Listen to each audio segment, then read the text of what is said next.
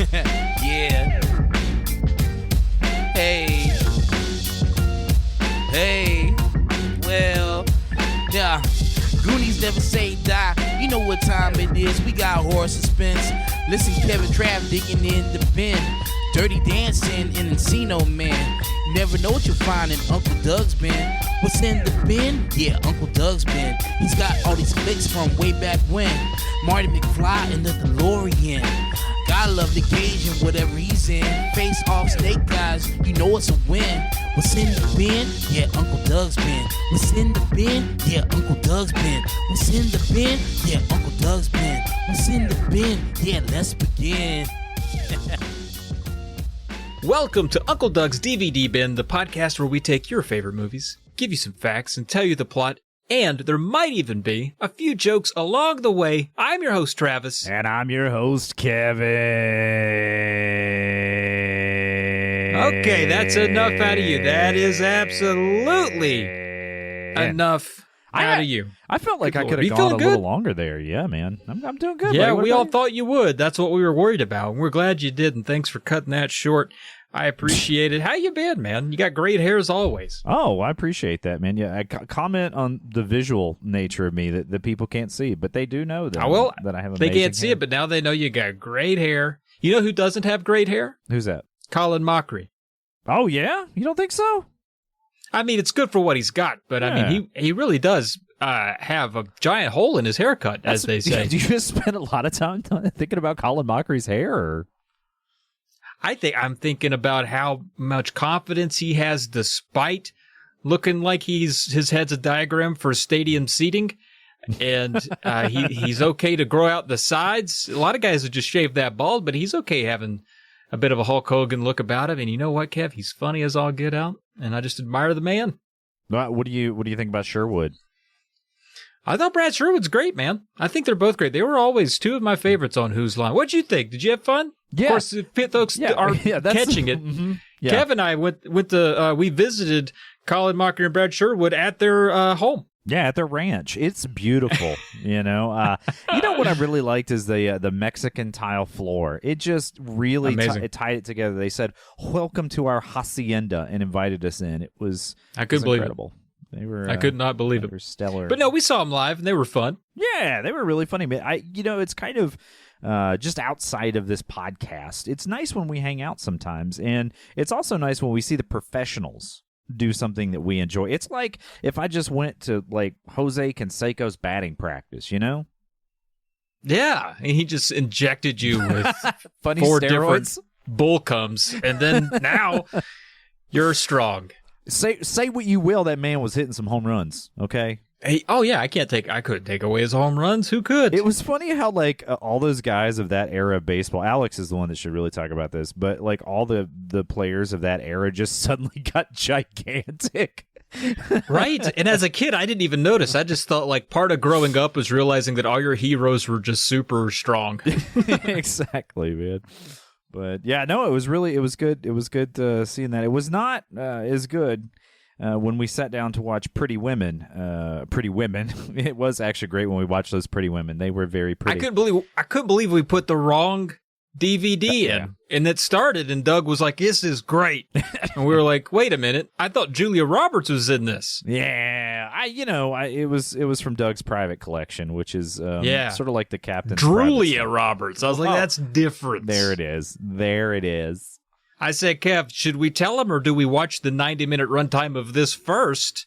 And you tell him what you did. Well, I said, hey, Uncle Doug, Trish is going to be here any minute. Let's actually put in Pretty Woman instead of Pretty Women. He's like, all right, Kevin, you usually know best. And so he popped it out and he put it in, and that was after Trish got there, mind you. We did try to watch Pretty Woman, but Doug must have been all keyed up after the Pretty Women, and Trish was there, and I don't want to out Doug for kind of shameless behavior, but hey, they just started smooching hard during the movie, and he knew we were there. We were making noise the whole time. The whole time they were kissing, we were like, And it got to the point while we were trying to watch the movie where their kissing got so vigorous that it sounded like somebody was making up a ham salad.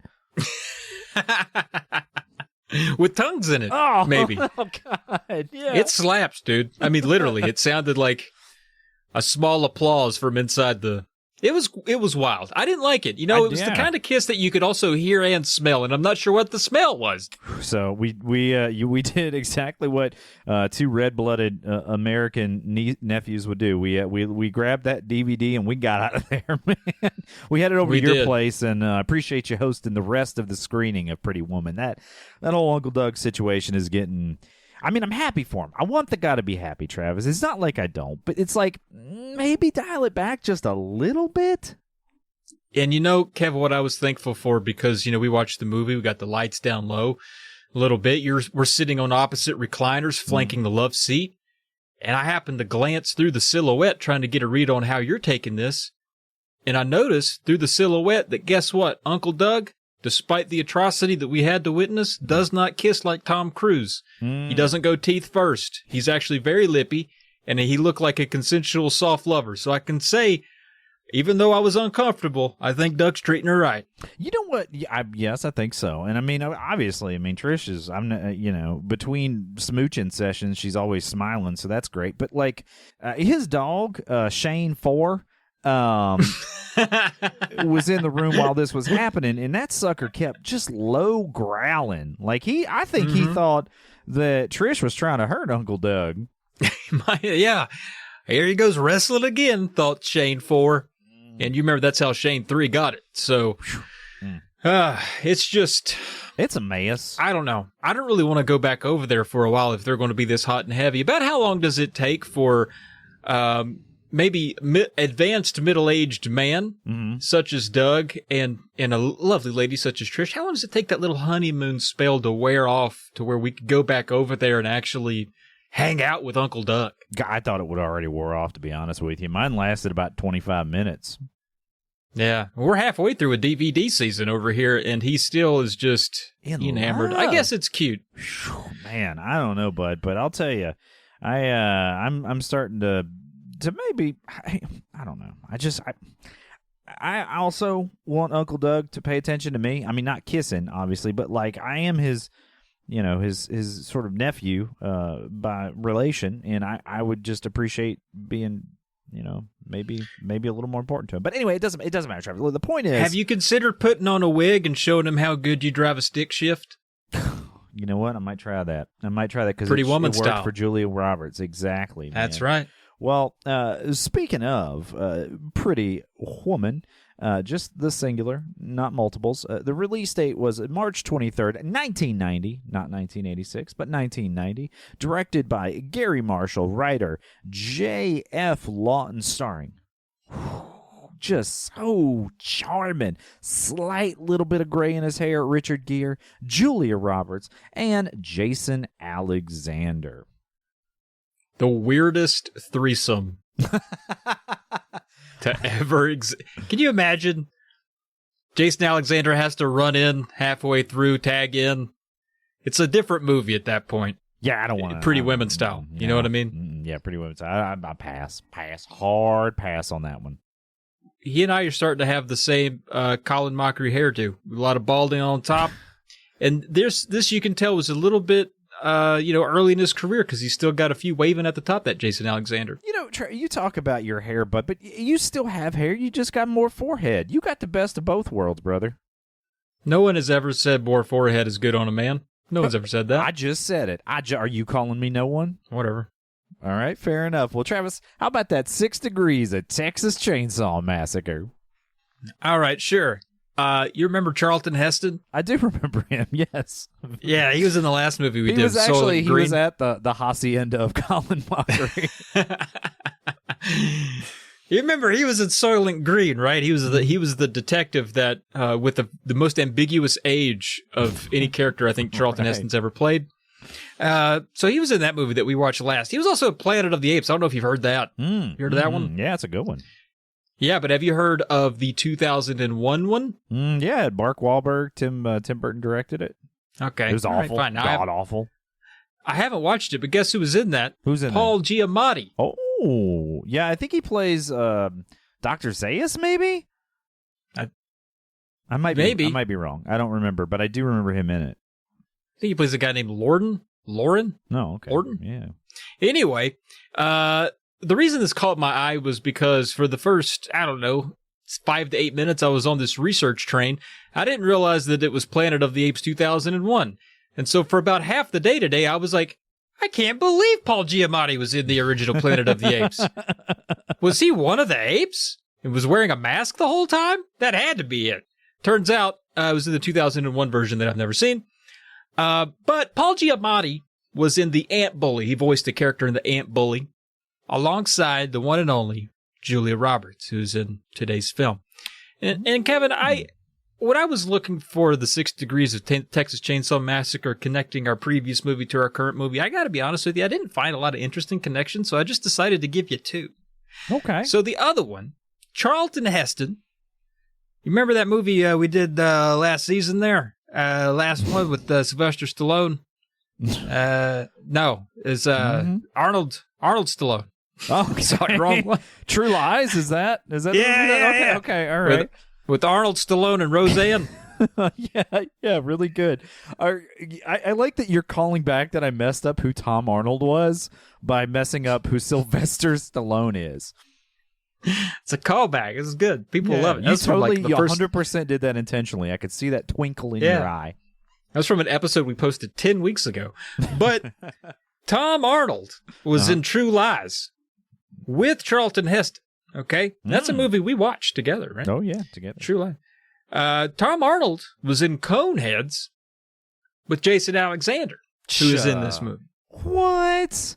Shut the front door. Man, I have not. Shut tight. I did not expect you to bring in Coneheads. That's you know what? Good job, Travis. Normally I wanna dog you a little bit here. I want to say, Travis, you're nothing but a loser that smells like Uncle Doug kisses. But I want you to know that in this case, you really hit a home run, bud. Thanks. Yeah. Thank you. Yeah. Well, how about? Appreciate that. I mean, while you're on a roll, let's not slow down the toot Travis train. Okay. How about some of those preview reviews? Check it. First one here. People who love it. And these aren't going to give away any bit of the plot. I'm still laughing at your train. My bad. Did you not like it, or did you really like it? It's really good. I liked it. Chug it. It chugs. It's a train. All right. I will say this. Most of the reviews online... What's going on? I'm just chugging around. It's your inevitable attempt to get back on track, and I can't stop laughing at the train thing, you know? That's a great pun. That's a great pun. You. It is hard to get back on track after you go chug it. All right, we'll go full steam ahead here. Whew. No, I hate it. I think that might be a boat reference, too. They used to steam engine, steamboat. Anyway, it doesn't matter. No, yeah, I think you're right. I think you are right. So 2 points docked from you. But anyway, I will say, of the Letterboxd reviews that I saw for this movie, not a lot of them were very good. Okay. So Kevin, I know a lot of people lean on the review section of the show for their entertainment, but I think you and I are just going to have to step it up for the rest of the episode, because I found nothing but garbage. Oh, God. Jesus. Well, should we just cancel the episode now, or I don't know, you want to try to muddle through this, or what? You know what? I feel like our intro was good. I think we should keep it. But all right. People who love it. We got a 4.5 star from Aaron, or Aaron, from October 15th, 2021. He says, this movie is so good, I almost peed my pants. That's a line from the movie. It's a line from the movie. Yeah. Yep. So that's not okay. All right. Okay. I'll let it ride. You know what catches me in the movie where she says, like, I was so good, I almost peed my pants. She's not wearing any pants. Right. She would have peed right on her ankles. Yeah, and she'd have been like, boy, I wish I was wearing pants to sop up all this pee. Yeah. She'd be like, dude, I'd laugh so hard I peed my ankles. Is anybody... God, I hope people are still listening, because that was a good one, Trav. Nice work. Every now and again. All right, let's chug on through. People who... no, I'm still doing people who hot. This is 5 stars from Morgan. who watched this December 3rd of 2021. They say, training myself to cry at the opera so I too can find a rich man. I think that's a good strat. I think that's a really good strategy. That's how I've been trying for years to find myself a rich man. I go to the opera and I just sit there and weep openly. And all it does is make the ushers real uncomfortable at the end. You know, the lights are up, everybody's left, and I'm just still sitting there, tears streaming. They're like, "Sir, you have to go home." And I said, "I got nowhere else to go." Richard Gere reference. That's true. And it's a reference to something. Is it this movie? No, it's an officer and a gentleman. Anyway, it doesn't. Is that nothing in the matters. bin? You probably need to watch that. It's Never all watched it. just a big nothing. Somebody got it. All right. People who were met on it. We got Chris with a K. That's how you know they're cool. Right on. This is from March 21st of 2021, little 3/21/21 there. He says, my sister makes fun of me for liking DILFs, but said Richard Gere looks hot in this, so maybe I can convert her to DILFism after all. He's trying to convert his own sister to being a DILF like himself. Okay, all right. So DILFism, that's a religion. Okay, terrific. Who would be the Pope of DILFism, Travis? I'm putting you on the spot. That's honestly, it might be Richard Gere. Yeah, I'm really. He looked like it. a DILF from the time he turned 29. He was immediately in permanent DILF territory. I think it's just the premature gray hair. I'm sorry. I got an email from Haley, who is our CEO and chief of the podcast, and she says to lay off the. We do call her chief. She said in the event that you guys try to do a lot of DILF humor, keep it to a minimum. So I got that. We got to go low DILF. Low DILF. Okay, not high. Low not DILF. not no DILF. Not no DILF. All right. Just low DILF. DILF. All right. So dial it back a little, just a smidge. Okay. All right. DILF it back. Okay, here we go. Next one, we got people who were low on it. Just say DILF it back. Yeah, and then I regretted it and hoped you didn't catch it. Hey, man, I'm still riding high off pee your ankles. I thought that was... They're not all winners. All right. This is from Wai Ching Lu from November 18, 2018, 5 days after my daughter was born, to bring my family into it. They say the film that skyrocketed... Oh, by the way, this is 1 star. I don't know if I made that clear, but this person hates this. The film that skyrocketed Julia Roberts to stardom and becoming one of Hollywood's bankable stars. The film also stars Richard Gere, who after this movie never appeared in a great film after that. I'm in the minority when I say I can't stand this film and that it is one of the most overrated films ever. That and Julia Roberts' best ever performance was in Erin Brockovich. Not this. Sorry! Okay, so Richard Gere wasn't in any good... Have you seen Primal Fear? That's a banger. That is an absolute banger of a movie. And Julia...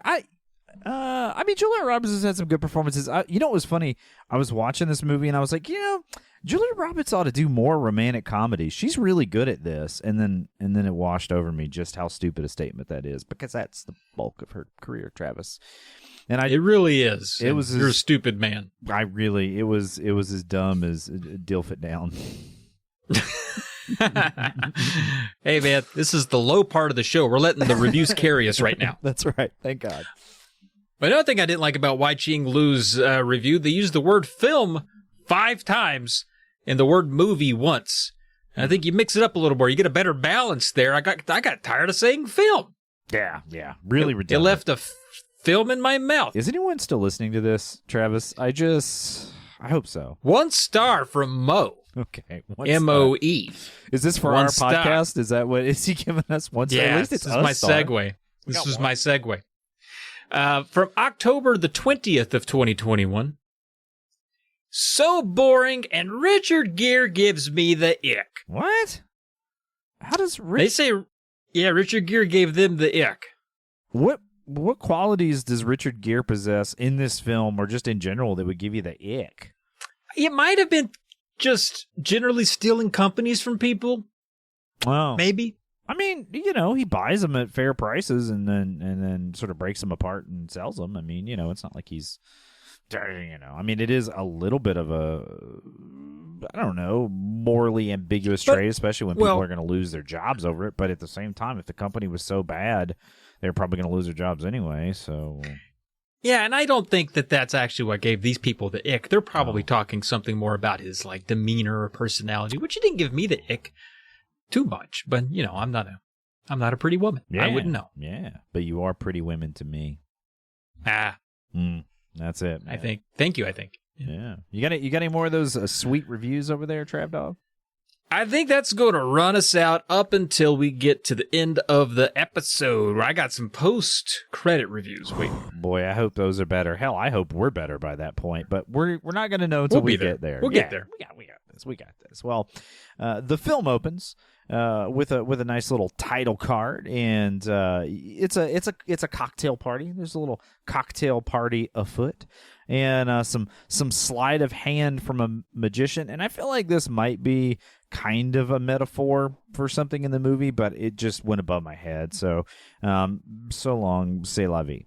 Now we're gonna initially meet Philip Stuckey, played by Jason Alexander, and he's going to turn out to be just as awful as he sounds. Not that everybody named Stuckey is terrible, but he's also hold on a minute. How do you know that? To all of our Stuckies out there, if you're one of the good ones, send us an email. I'd like to hear from you. Because I don't believe there's a good Stuckey. I think they're all weird. No. I used to go to high school with a guy named Stuckey, and he was fantastic. In fact, one time, my dad. His first name? Middle, but it's what he went by. Christian was his given, but he went Christian Stuckey Christ. Yeah, no. It was a Christ. But anyway, one time my daddy's hogs got out of the pen, and Stuckey helped me round him back up. And it ain't easy to wrangle up some ornery hogs, but he was a strong fella. Good, nice man. Well, anyway, this Stuckey maybe isn't such a nice man, and he. But we'll find that out later, Travis. Back to the film. Now, Philip Stuckey, Jason Alexander's character, is a kind of a networking lawyer, and he's sort of playing the room, getting to talking to people, just kind of introducing his character. Well, we cut upstairs, and Edward is on the phone with his girlfriend, who I believe's name is Jessica, and she is not so happy that he is not coming home to spend time with her, and she kind of tiptoes around breaking up with him. She's like, well, maybe I should just move out. And he's like, yeah, you should probably just go ahead and, you should just get your stuff and get out of my house. That would be yeah, dude. He hit Control Shift on that breakup. He sped it along. Sounds like he might not have been that into her. I would say that's the case. And she says something that I thought was kind of interesting. A nice little bit of character development. She says, I spend more time talking to your secretary than you do. So he ends up, Edward Lewis, by the way, played by Richard Gere, heads down the stairs. And we get the feeling that he's Mr. Big, important guy. And he sees one of his ex-girlfriends who he's still sort of friendly with. In fact, she's married now. And he says, hey, I got a question, just off the cuff here. Did you talk to my secretary more than me when we were dating? And she goes, yes, she was a bridesmaid at my wedding, bub. I love that. That's awesome. It's a good way to set the tone early in this movie that it's going to have some comedy. A little lighthearted. Added some levity zest out of the gate. Because you know what I was worried about, Kev? I thought it was just going to be all passionate romance. I ain't got time for that. 2 hours of that? Yeah, if I wanted that, I'd watch about 10 minutes of Pretty Women and I'd be all wrapped up. But we got right. Or I'd just sit on the couch near Doug and Trish. Oh yeah, that's rum. Yeah, I wouldn't think a lady holding 2 Mickey's malt liquors could somehow be so seductive, but apparently Trish is the one. Well, incredible. Moving along, Edward decides he's got to get back to his hotel for some reason, presumably to do with business, but he's kind of done with this party that has lots of potential clients and other rich people at it. That seems like he'd want to network if he was really into his business. But that's not the point here, Travis. He needs to leave. And what does he do? He commits grand theft auto by stealing Jason Alexander or Stuckey's Lotus Esprit. Oh, this car. Oh, this car. Do you think they sped up the footage here to make it look like he was going super fast? No, or do you think he...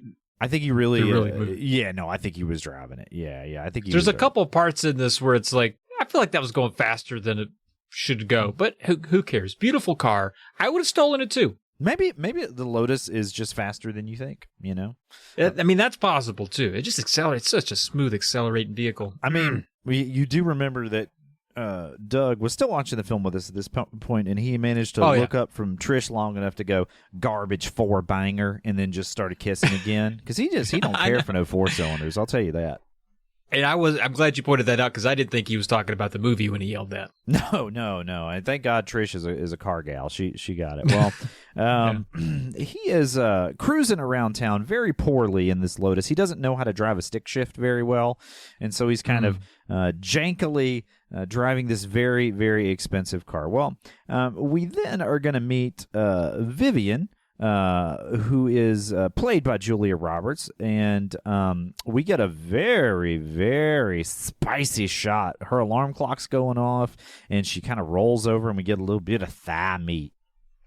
Boy, I tell you what, that Julia Roberts looking pretty good in 1990, I gotta say. Oh, is that right, Travis?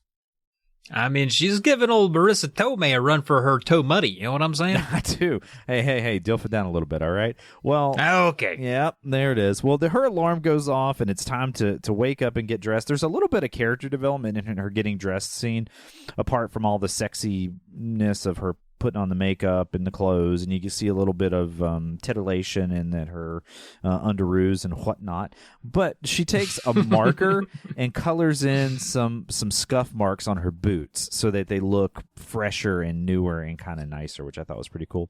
And then she is getting ready to leave the apartment to go out and work for the evening.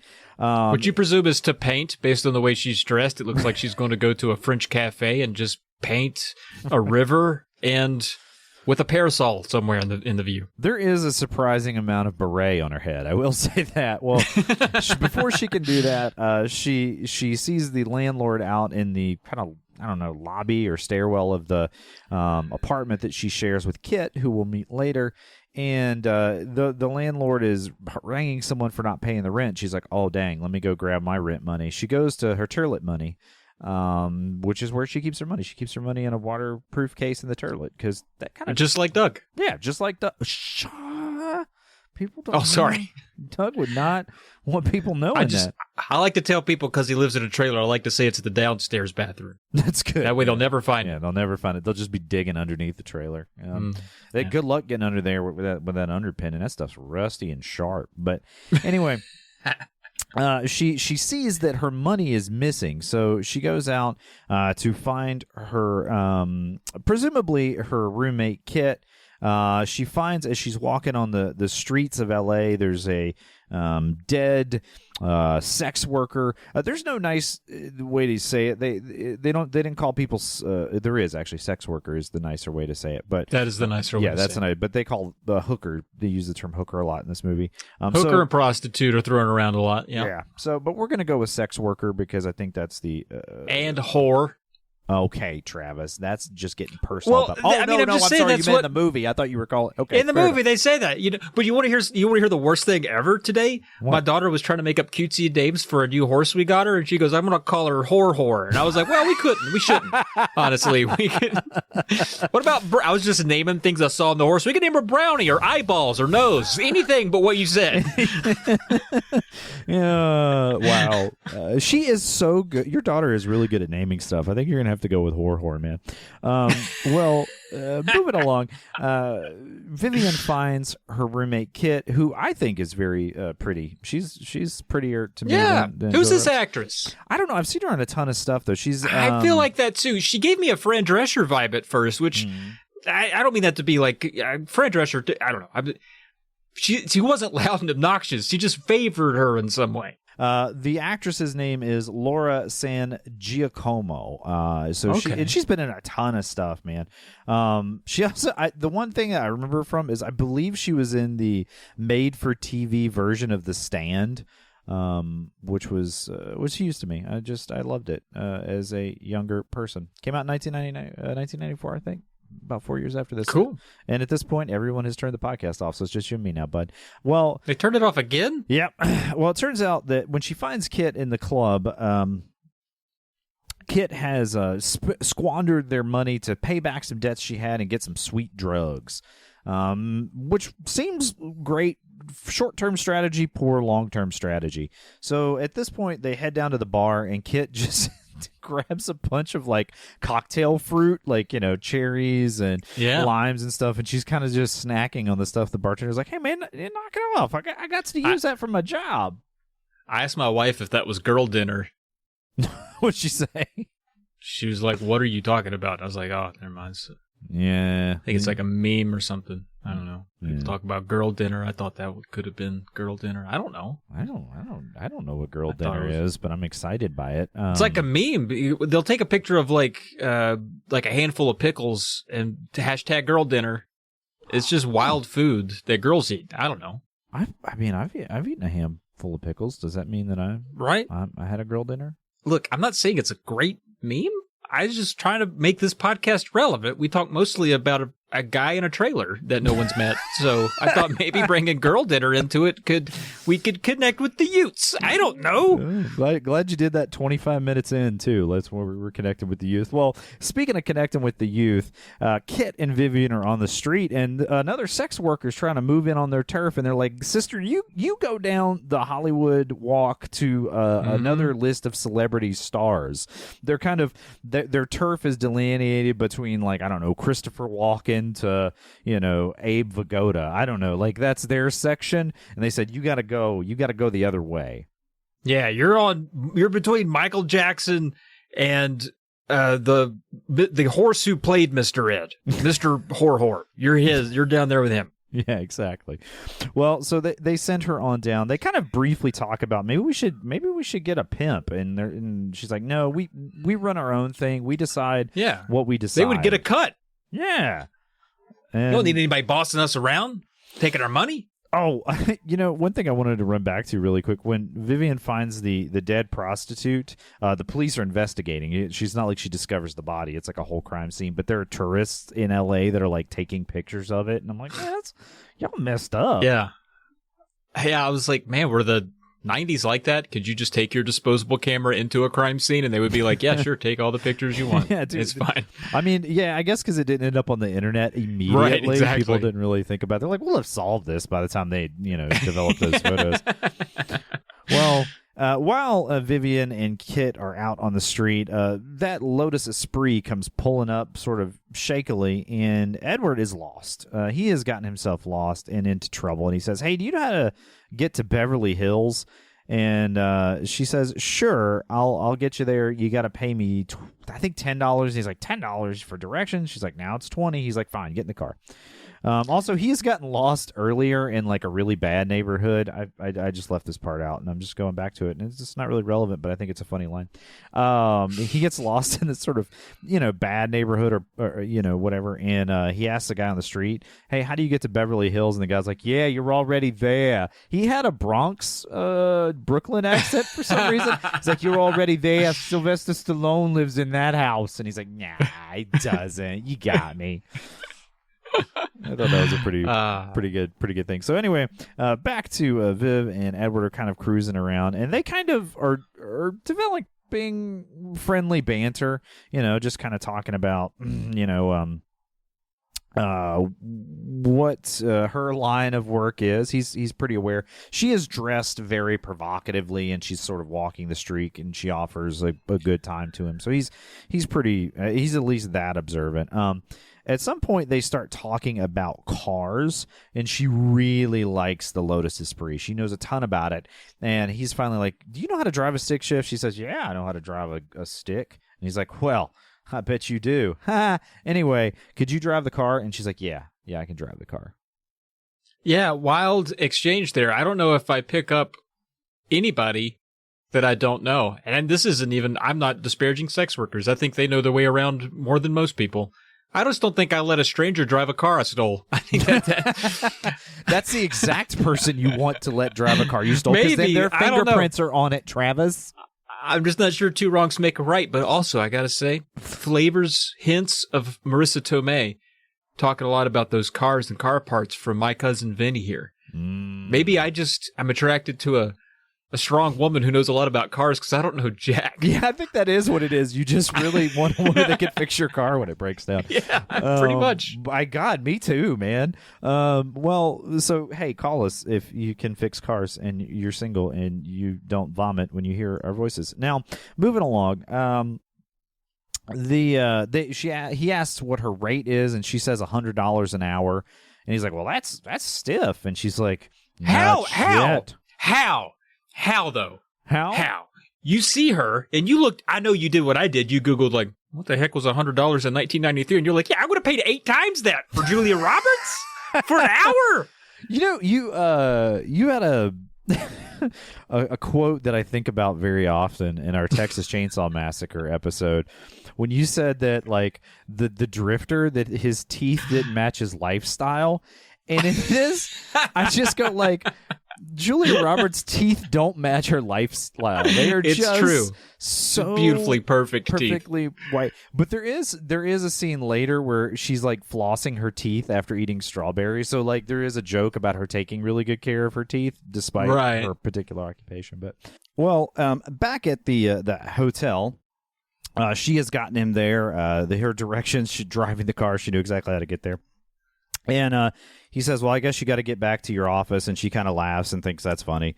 And then she goes to sit on the bus stop or not on top of the bus stop, like the cube thing. She sits on top of a bench at the bus stop. She never sits on chairs. It would make sense if she just sat on top of the bus stop. You know what? I agree with her. You should never sit on a chair, especially when your friends offer you. But moving along, he goes over there and he just basically says, "Hey, you want to come up to my room?" And she's like, "Ha, yep, gotcha." And so he puts a jacket on her because now this is a swanky hotel, all right, and he doesn't want to be seen walking in with a lady who potentially people might judge him for being with, albeit unfairly. Now, as he's going up to his room, he checks his messages. He orders some room service. And then I love this scene. Vivian, she's getting some accusatory looks from kind of a older couple. And so she kind of scares the normies a little bit. Oh, yeah, by exposing more of herself. Yeah. I thought, too, like, seeing the way she's dressed, like, I don't know what it is, but in this day and age, I don't think anybody's batting an eye at that. I don't think anybody honestly would have batted an eye then because it's kind of like chic 80s fashion and it's LA. Like, I don't know. But, it needs to be that way for the movie. So let's just enjoy it and move on. Well, I mean, they turn it up a notch with her behavior occasionally where you're like, okay, I could see how she would appear out of place because, like, in this next scene at the elevator, she's, like, really, like you said, scaring the couple. But most of the time when she's just hanging out, it's just like, I'm not noticing that at all. Yeah. I mean, it's awesome. I'm not staring. I'm not thinking it's weird. Yeah. No, you are staring, but you don't think it's weird. I gotcha. But in a way that she doesn't know. I'm keeping it Christian. I appreciate that. I do appreciate that. I'm behind a bush or something. That's okay. Now it just got creepy again. What? Anytime you're watching from behind a bush, it's going to be creepy. It doesn't matter if that's where the spectator stands are or not. Listen, me staring from behind a bush is a favor. If you see me staring, you're going to feel uncomfortable. But if you don't know I'm staring, you're fine. You don't know. You're stress-free. Well, that's true. I'm behind a bush. I'm not threatening. I'm trying to be hidden. Okay, you're right. You're very considerate. I'm sorry. I didn't think that through. Thank you so much. Now, if you could Thank you. Yeah. Terrific. Well, Travis, back in the penthouse, all right? They head up to the penthouse, okay? Because Richard Gere, he got to Cheddar, right? And so as they're going into the penthouse, they have some kind of cute dialogue, a lot of kind of jokey stuff back and forth. You can tell they kind of like each other's company, at least, enough to do the thing. And so she asks why. Well, let me ask you something, though. May I interrupt for just a second? What do you think his motive is for even bringing her up to the room? Because he doesn't seem interested in sex at all initially. Is it something that's in the back of his head and we're supposed to assume? Or is he just a lonely guy? But he's not that lonely because he's a billionaire surrounded by money and he had a girlfriend that he let go. It's his choice. That's he's not desperate. That's where nobody talks to him or treats him the way that she does. Everybody, because he is this very affluent person, everybody treats him differently. She treats him very kind of casual. You can see she's joking with him right off. She's busting his chops. She's treating him like business, which is how he treats the world. Maybe that's the allegory I missed. Yeah, maybe. Either way, he sees something in his eye, a little twinkle. He gets a little twinkle. He kind of likes her, so he invites her up. And she says, well, he also mentions that he's scared of heights. And she's like, well, why'd you get the room with the balcony? He's like, well, because it's the best. And he says this quite throughout the movie. Whenever he does something, he's like, I want the best of whatever that thing is. So she says, well, hey, to break the ice, why don't you pay me my money? He's like, yeah, okay, that's fair. I got you. And she pulls out a buffet of safety, as it's called in the film, from her boot, and it's a whole bunch of prophylactics. It's a ton. There's 4 various colored ones that look like Fruit Loops, and then there's one that's like a gold coin. I would have been like, that one, that seems neat. Put that on me. I want to see. Yeah. Gild me. God. Now I really want to die. I thought it was the ham salad kissing that was going to get me, but Travis screaming "Gild me" about putting on a gold to prophylactic. Yep. Well, she is kind of pressuring him a little bit. She's like, "Come on, let's, time's money. I got to get back out and make my nut, And sure. And so he finally is like, "All right, how much for the whole night?" And she's like, all right, $300 for the whole night. He's like, done. And I was like, wait, but you charge $100 is this the part where she hour? says, oh, never, sorry, I didn't mean to cut you off. I was thinking there's at one point where she's like, you can't afford it. But that's for the week, right? That's later, I guess. Yeah. Or if she may say it here, I don't know. I just know that she throws out $300. And I was like, this is a whole... eat a whole night and you charge $100 an hour and you just downgrade yourself to $300. I mean, start high and negotiate low. Yeah, I want to tell you that when she throws out $300, how disappointed my wife was when I was on my phone and I was like, that's only $712. That's not bad. She was like, why'd you say that? I was like, look at her. I mean, come on. $712 for a whole night? Are you kidding me? I'd get 2 nights. I'd see if I could get a 2 for 1. I mean, okay, yeah. That's nothing. I bought video games cost more than that. Let's do it. Settle down, Travis. Settle down a little bit, okay? It's early, all right? You don't listen again. Start the negotiation from a strong spot, okay? You're coming on way too strong. You got to start from a strong spot because he's going to get a whole week with her later for $3,000. Trav, you'd have paid $9,000 for it. Dude, I would have given her my life. And honestly, just to play chess with her a couple of times and maybe lawn darts. Like, we don't have to do anything. I just think she's wonderful to be around. She's such a pleasant person, Julia Roberts. Gosh. Yeah, she is. She's very, very charming in this. Well, they finally settle on $300 a night. The room service comes up. She chugs some champagne and eats a strawberry. And then she is flossing her teeth, and he kind of catches her in the bathroom and thinks that she's taking drugs in there. And he's like, I can't have any drugs here. She's like, no. It's my dental floss. He's like, okay, you just surprised me. I was not expecting that. And I think that piqued his interest a little bit. So, well, they go back and they're watching I Love Lucy, or she is, rather, while he's working. And... she likes I Love Lucy a little too much for me, Kev. I don't know. This is where I kind of turned on her some. I was like, maybe she's a simple woman, and that's okay, I mean, I get watching Lucy stomp around in that big vat of grapes is funny, but it's not that funny. Yeah, I mean, but she's like 3/4 of the way through a bottle of bubbly. So, I mean, like, she's got them champagne giggles. I mean, I guess that'll do for me. Thank you. I needed that. Yeah. Just to continue your love affair with Julia Roberts. Yeah, I needed right that. There. Thanks. I was on a speed bump and you pushed me over there. I was okay, thank you. I'm back. He's back. Well, as she is enjoying these delicious snacks and laughing at I Love Lucy, her and Edward kind of lock eyes. And at that point, Travi, it's on, boy. It is on. It got, it got uncomfortable for a movie that I wasn't watching with a door locked. You know what I'm saying? Like, I was like, You're like, did I actually leave Pretty Women in? What's going on? Yeah, dude. I was like, man, what are they going to show here? But she clearly, she finds a headrest in somewhere near his groin for a minute there, and it seemed like they both enjoyed it. They didn't show a whole lot, but it's insinuated so hard with the distraction of Lucy in the background to the point that they actually mute her, which I thought was great. I was like, I don't know what kind of trauma I would have if I nutted during I Love Lucy. Every squeaky chair would get me rock hard. I'd be like, why?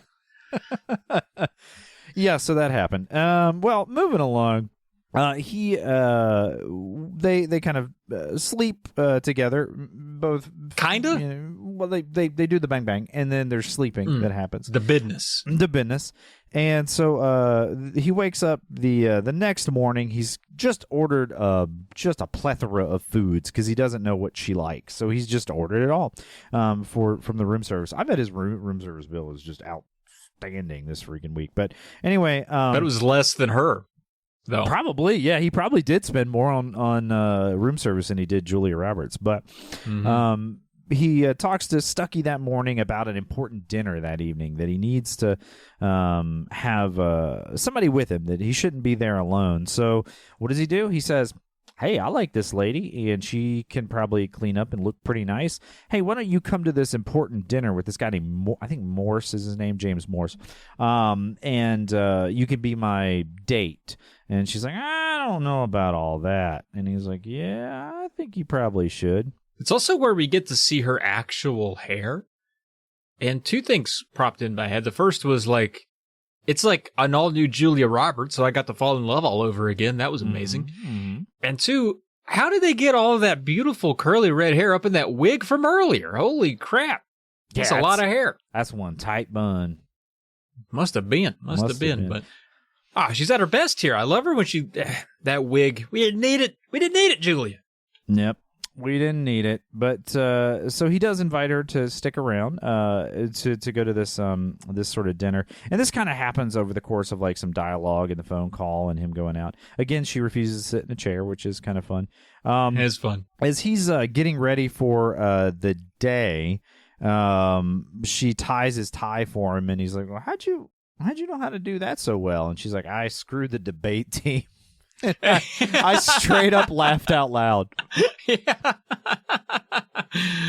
Yeah, and I'm wondering if she said that just because that's kind of like what he expects. Yeah. You know? Yeah. I'm sure hit him with that a little bit. And then I love the follow-up to it, too, where she's like, no, actually, my grandfather was a really nice man and very religious. Oh, that is, yeah, she does follow it up, yeah. It's such a nice, like, just nice little scene. Well, as he heads out, I think this is actually where he talks to Stucky, and Stucky says, hey, you can't go by yourself. I think that's what it was. He was asking, she asked if she could stick around a little bit or something. He's like, yeah, fine, finish your food. And then he goes back. Which is kind of weird, right? Like, why do you think your boss would be like, you gotta bring a date. You have to. Otherwise what? What does it matter? You have your reputation. They know you're a billionaire. They know you're good at this. Why does... Because the plot says so, Travis. The plot That's says it, right? So. I'm okay to accept that. I just want us all to agree that is not a thing that anybody needed. That's true. Well, I don't know. Maybe perception. I don't know. Or maybe it like having a pretty dinner companion maybe disarms these business folks a little bit. Maybe it dials them back. They don't want to be openly cutthroat to me. Who knows? They have some reason. I mean, Jason Alexander in this movie, Stucky is the master of the kill, according to Edwards. So just trust his judgment here, okay? That might not be a business-related moniker. We'll get to that. Well, he walks in and Vivian is in the bath. This is where I was like, I kind of love Julia Roberts a little bit. Just wholehearted singing to Prince, just off key. I mean, murdering this song, just absolutely as bad as a human being could sing Prince. And then she just gets the biggest smile on her face when she sees him, and I'm like, dang girl, you just got me. Dude, she's so adorable. And you know what else is adorable? That little yellow Walkman she's listening to sitting on the edge of that tub. I was so worried I was going to fall in and zap her. I don't know if it's enough to do any real damage, but it would feel good. You ruin your Walkman. It'd ruin your Walkman. It'd break your heart. Is what it would do. I think it was probably $6,000 back. Probably more expensive than Julia Roberts back then. Well, he does make the offer here to stay the week with her and kind of, keep him company as well as helping him with business things. And they have a little bit of dialogue back and forth about it. He says, you're perfect. She's like, well, why me? You could get a girlfriend. You're rich, successful. You're pretty good looking. And he's like, because there's going to be no romantic hassles with you. You're going to leave when I'm done. So they barter back and forth. But he also, why did he barter? He has all this money. She says 4,000, and he's like, well, if a night with you's 300, and she's like, days 2, and he's like, okay, what about 3,000? It's like, bro, you have an extra 1,000. Give this lady $4,000. It's what she asked for. And that's why you'll never be able to afford Julia Roberts in a penthouse, Travis, because you don't negotiate. The man is a businessman, all right? And he's going to... Let me tell you this. I got an aunt. Her name's Aunt Tootsie. And I went down to the farmer's market with Aunt Tootsie one time, and she argued with this fruit vendor. This man had a cantaloupe that she wanted. She argued with this man for 25 minutes over a nickel to get a nickel off this cantaloupe. And she, by God, so hagglers are going to haggle regardless, okay? You just need to keep that in your mind, and that's why this man is successful in enterprise and business. Well, she does agree to the $3,000. Turns out that seems like that's going to be an awful lot of money for you. Now, they're having a little bit more dialogue as she kind of hops out. She's kind of figuring out the expectations, and right before he walks out the door, she hits him with the line. She says, I'm going to treat you so good, honey, you're never going to want to let me go. Classic line from this film. There's always one. That's a good one. Well, he heads out, and she gets on the horn with Kit and tells Kit, hey, I'm not dead. That's good. And then she lets Kit know the deal. He's like, hey, he wants me to stay with him for a week. He's going to pay me this money. She's like, is he like weird, or, does he some freaky stuff or what? She's like, no, he seems nice and normal. And she's like, well, what's the catch? Has he paid you yet? No, he ain't paid me yet. That's it. Ha! Yeah. Which, I mean, reasonable. Also, greater fear in this scenario for me is that we are dealing with a serial killer. I mean, this guy, Richard Gere, sure, he's handsome, he's charming, but that's how they get you, Kev. He's sort of got those dead eyes. Now, there's a twinkle every now and again. There's something about Richard Gere's eyes that tells me, sure, he might be a consummate lover, but also he could be a stabber when I'm a sleeper kind of guy. And you don't want to stab her while you're a sleeper, man, I'll tell you that. Well, she doesn't get stabbed while she's a sleeper here. What does happen, though, is she tells Kit, hey, I'm going to leave some money for you at the front desk to kind of pay off this guy, Carlo, that apparently she owes some money to, who's kind of a dangerous feller. And then she's going to go shopping for a dress to wear for the evening. So she goes out on the street, and it's a total contrast. I love this. Also, you can see in the background of this scene, I took note of this, Travis, the very first car I ever owned, a Chevrolet Corsica. Oh my God, that's wonderful. I'm glad. What did you timestamp exactly when that was? I'll put it in the show notes. Yeah, nope, that's okay. I just have it written in my notes. I shouldn't have. But if you just pay attention, it's a white Chevrolet Corsica. Just a white Corsica. Mine was maroon though, so it's not Yours exactly, but it's close. Anyway, this sounds wonderful. This, because of the Chevrolet Corsica, this street is much fancier and nicer than we have seen her before. She strolls into the first store that she sees that has a garment that she's interested in, and man, these clerks are just straight up jerks. Yeah. I mean, they're gonna. I don't want to spoil anything yet, but some of the more savory parts of this film is not from the lovemaking between Julia Roberts and Richard Gere. It's from the revenge on these bitchy women who work at this. What is this? A TJ Minimum? It's hardly a store. That's right. The only slow burn that's worse is the one that Richard Gere got. Hey. Anyway, so they are very rude to her, and she kind of leaves. She's very exacerbated, very frustrated, very offended, and kind of hurt. And I sympathize with her. This sticks with her. She did. She rolled in. She actually had good money she was going to spend in this store, and they acted like a jerk to her because of the way she looked, right? She was still dressed in her streetwear. Well, she heads back to the hotel, and the hotel manager sees her, and his eyes sort of pop out of his head like, oh, got like a cartoon. And he's like, hey, come here, I got to talk to you. So pulls her into his office, and he's like, hey, normally, and he's very delicate in the way he handles this. He's like, Mr. Edward is what's his last name, Travis? Lewis. Mr. Lewis is a real important guest here at the hotel, and normally we don't let people have guests that aren't checked into the hotel, but since he's so important, you're his niece, right? Wink, wink. You're his niece. And she's like, yeah, I'm his niece. I had a hard time reading this guy the whole movie. I couldn't tell if he despised her or if he was pulling for her, and I think at some points both of those could be true, but I was never sure when neither, both, or one of them were true. Never could get a feel for where this guy is. I know he runs the hotel. He wants his clientele to be happy. I get all that, but he also seems a bit judgmental sometimes. What was your take on this fella? What purpose does he serve other than kind of at the end being like a Morgan Freeman character where he just gods it into working out? Yeah, I think that he initially wants to keep his client happy. However, or his guest at the hotel happy, but he also wants to sort of preserve the esteem of the hotel, so it doesn't look like the type of place that would have a sex worker in it. And so he does this initially, but eventually he ends up liking Vivian. He just thinks she's very charming and she's a nice person, so he ends up liking her, I think, and genuinely is pulling for it, wants it to work out for her. Because it wouldn't make sense for him to be a complex character. That would just be weird in a movie like this. So those are his motivations, and I'm sticking to him. Now, he does a solid for her, and he says, oh, those folks didn't want to help you get those clothes for your fancy dinner tonight. I got you, girl. And so he calls one of his friends that owns a store, and she goes in there and gets the VIP treatment with a nice, sexy little cocktail dress. Yep, works out pretty good for her.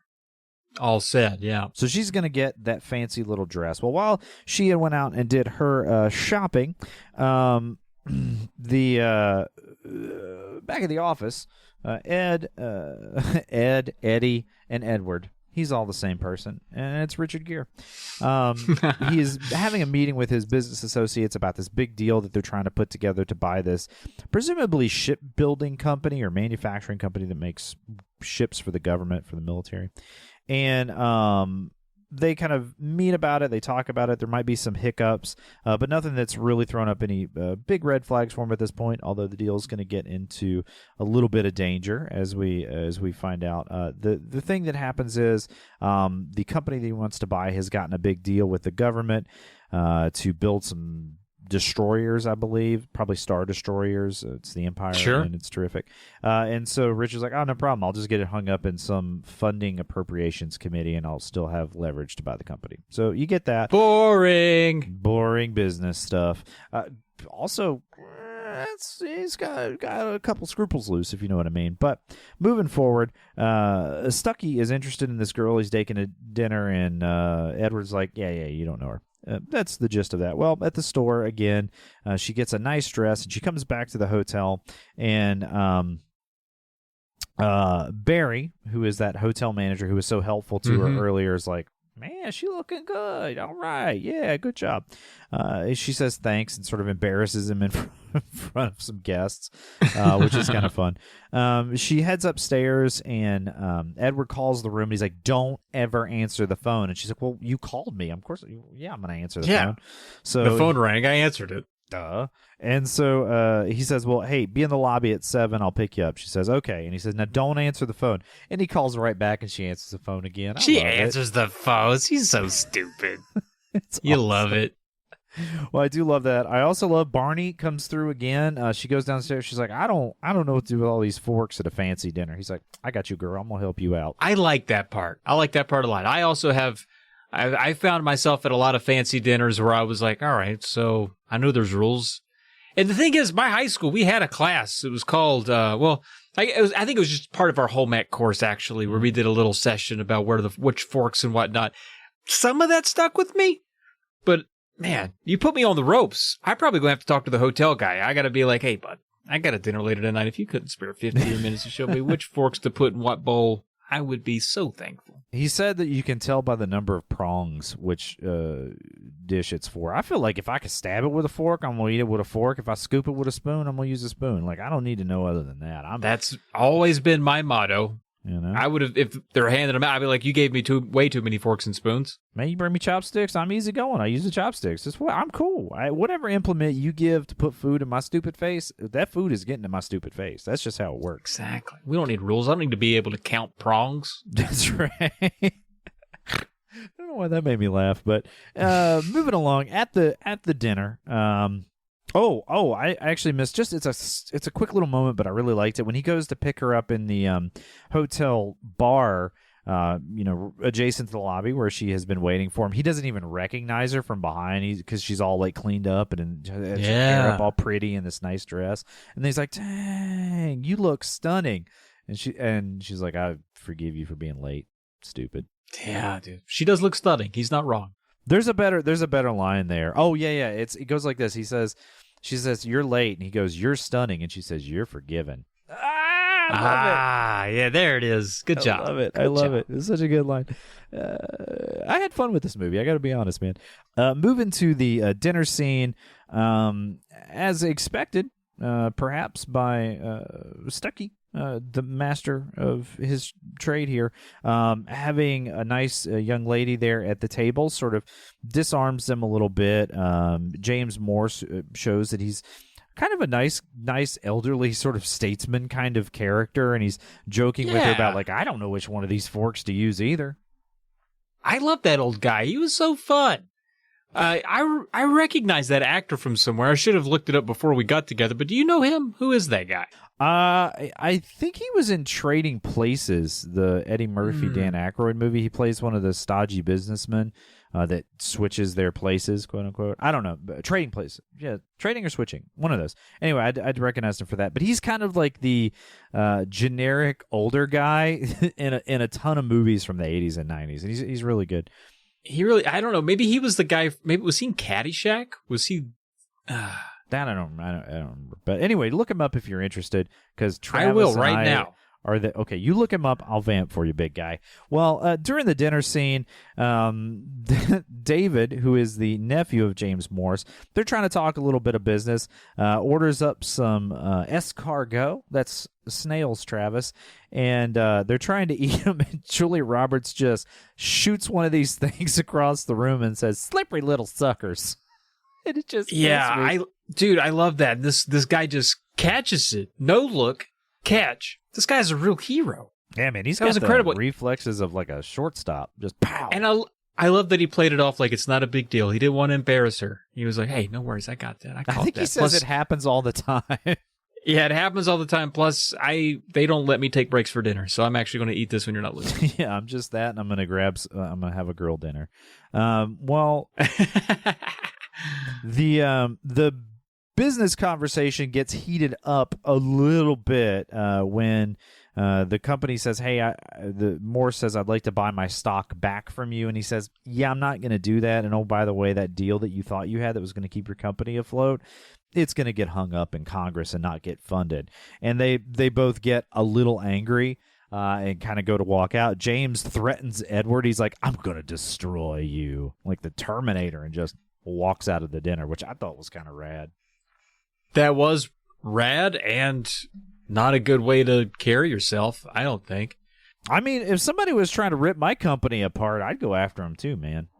I would, I guess. I've got an update. I know where Ralph Bellamy's from. Oh, yeah? He was in Pretty Woman. Yeah. But also, he was in Rosemary's Baby. You were right. He was in Trading Places. He was also in the classic The Wolf Man. Oh. And honestly, not in as many like big time. I just feel like he's such a familiar face that he'd been in so much stuff, but I've only seen him in like maybe 2 or 3 things. So, Ralph Bellamy. I just like the part where you said I was right. Ooh, that kind of did it for me. Now, every now and again. You know, you find yourself in a little bit of the situation that James Morse finds himself in, and that Haley has come in and sort of taken over the podcast and is sort of piecing it apart, and the Polymedia Network, as it were. She's sort of parsing it apart and making some decisions for the business. How do you feel about that? It's fine. I'm not doing it. I just Thank God I'm someone making- is. God, she is. Somebody's thinking about it. Yeah, I'm not doing it. Thank God. So grateful for her. Well, moving along, back in the hotel, out on the balcony, she does that thing where he's like, "Hey, could you not sit on the edge?" And she's like, "Ooh, I might fall off of it." And I hated that. Oh yeah. I told you. I think I told you in the labyrinth with the little baby. The little baby made me nervous, and I hate. I trust myself on a ledge, mainly because I don't really get near them that often because I'm smart. Mm-hmm. But when I see somebody else get so close to an edge, even if they're my worst enemy, every part of me tightens up. They didn't even show like what the drop looked like for her, but just the fact that she was not respecting his anxiety for her safety, I was like, "Oh, you get down off of there. I don't want to see you get squashed."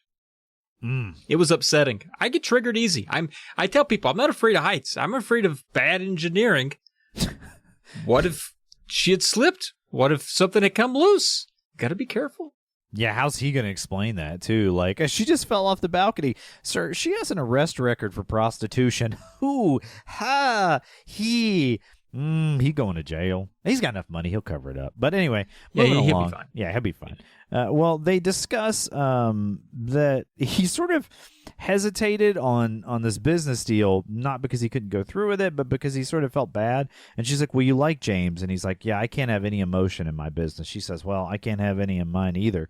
And he kind of looks at her and he says, "We both screw people for money." Right? Mm-hmm. Another allegory. Yeah. Well, one's literal, one's figurative, I think. But Yeah. well, I guess they're both actually technically figurative. I mean, it's a euphemism for having. Yeah, you don't technically screw. You're not a duck. Yeah, you're not. Or wait, a duck? They have a corkscrew penis. They screw for real. Oh, I thought like you know were your saying penis. No, I just thought you were saying they had a screwdriver. Like that's what in my mind. That's what I'm thinking. Like you're literally driving a screw. Okay, fine, corkscrew. That's good for ducks. They also swim really well, Travis. That's the more important fact about them. Not but bad. you Feet remember can't the get corkscrew wet. thing. Yep. No, the feet are webbed. They got webbed feet. Very webbed. This is now an animal podcast. Terrific. Well, they both talk about, or rather, they have a brief conversation about Edward's dad, and you get the sensation or sense that he really does not, and the sensation if you're Edward. Yeah. You get the sense that he doesn't really want to talk about his dad.